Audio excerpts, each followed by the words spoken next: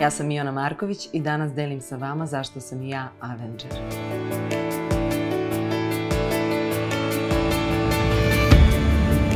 Kako ostati na sceni kada svaki izlazak znači da uvek krećeš iz početka i uvek se susrećeš sa istim strahom? Savladavanje ličnih strahova za mene je najveća životna avantura. Dugo sam imala strah od visine i oslobodila sam se onda kada sam počela da plešem u vazduhu. A za mene je pole dance sport i umetnost u jednome. Spoj snage i elegancije izrazito zavodljiv.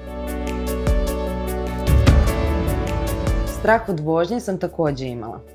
Ali zahvaljujući Jeep Avengeru osjećam se sigurno i slobodno u vožnji, čak i u off-road avanturama.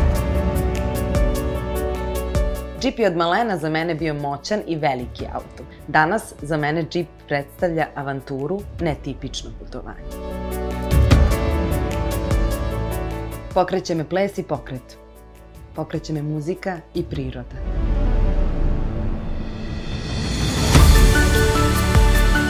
Sloboda je za mene dozvoliti sebi da budeš autentičan. Postoje trenuci kada osjetimo da smo slobodni. I da, to su nekad samo trenuci. Ali vrlo dobro znamo da ih prepoznamo i vrlo dobro znamo kad smo se pre svega sami sebe oslobodili. Najviše volim te retke momente na sceni kada se desi jedno malo čudo i kada shvatiš da je to nešto veće od tebe, da prevazilazi tvoju ličnost i to je zaista retkost.